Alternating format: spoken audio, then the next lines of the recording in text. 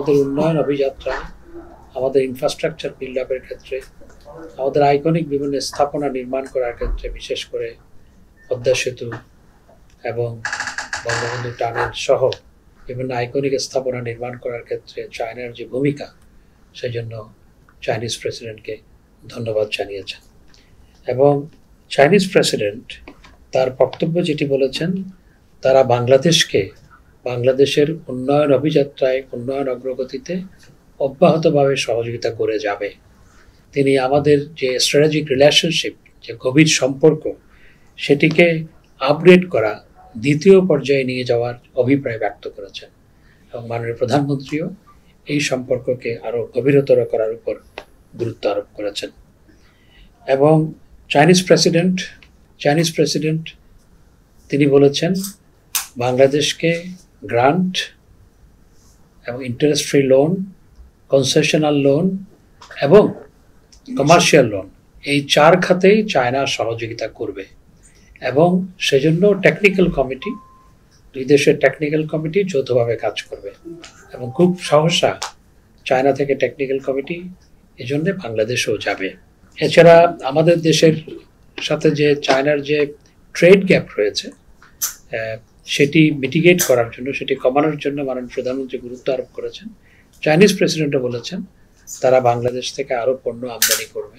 বিশেষ করে আম আমদানির যে সিদ্ধান্ত হয়েছে সেটি তিনি পুনরুল্লেখ করেছেন, এবং আরও অন্যান্য পণ্য তিনি বাংলাদেশ থেকে আমদানি করার ব্যাপারে তাদের যে, এবং তিনি বলেছেন বাংলাদেশের ইঞ্জিনিয়ারিং প্রোডাক্ট উৎপাদনের করার ক্ষেত্রে তারা সহায়তা করবে। চায়নার মহামান্য রাষ্ট্রপতি তিনি বলেছেন যে, আমি জানি যে তোমরা মায়ানমারের থেকে বিতাড়িত লক্ষ লক্ষ রোহিঙ্গাকে তোমাদের দেশে আশ্রয় দিয়েছ, এবং এটি একটা বার্নিং ইস্যু তোমাদের জন্য। আমরা এটি সমাধান করবে, আমরা সর্বতোভাবে তোমাদেরকে সহায়তা করব। আমাদের যে সমুদ্র বাণিজ্য এবং একই সাথে আমাদের ম্যারিন ইকোসিস্টেম থেকে আমাদের অর্থনীতিকে সমৃদ্ধ করার উপর গুরুত্ব আরোপ করেছেন। এবং চাইনিজ প্রেসিডেন্ট এ ব্যাপারে ইতিবাচক সাড়া দিয়েছে। চাইনিজ রাষ্ট্রপতি বলেছেন, কোনো দেশের আভ্যন্তরীণ বিষয়ে আমরা হস্তক্ষেপ করি না, আমরাও চাই না কারো কোনো আভ্যন্তরীণ বিষয়ে অন্য কেউ হস্তক্ষেপ করুন। চাইনিজ প্রেসিডেন্ট তিনি স্পষ্ট করে বলেছেন যে তোমাদেরকে আমরা অর্থনৈতিক সহায়তার ক্ষেত্রে আমরা grant, interest free loan, concessional loan এবং কমার্শিয়াল লোন, এই নিয়ে আমরা একটি প্যাকেজ তোমাদেরকে দিব। এবং এই লক্ষ্যে দুই দেশের টেকনিক্যাল কমিটি কাজ করে সেটি ফাইনালাইজ করবে।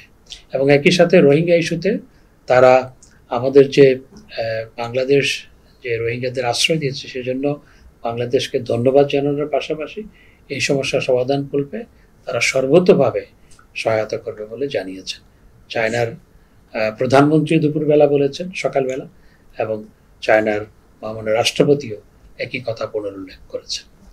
পায়রা বন্দরের কথা মাননীয় প্রধানমন্ত্রী বলেছেন। পায়রা বন্দর সহ দক্ষিণবঙ্গের উন্নয়ন নিয়ে মাননীয় প্রধানমন্ত্রী উল্লেখ করেছেন, এবং তারাও এই ক্ষেত্রে they will extend their hand, সেটাই তারা বলেছেন। আমাদের দেশে টেকনিক্যাল নো হাউ দেওয়া, বিশেষ করে আমাদের ট্রেনিং দেওয়া, এবং একই সাথে বাংলাদেশের আরও বেশি বেশি ছাত্রছাত্রীকে এখানে স্কলারশিপ দেওয়া, সেগুলো তারা দিবে বলে তারা উল্লেখ করেছেন।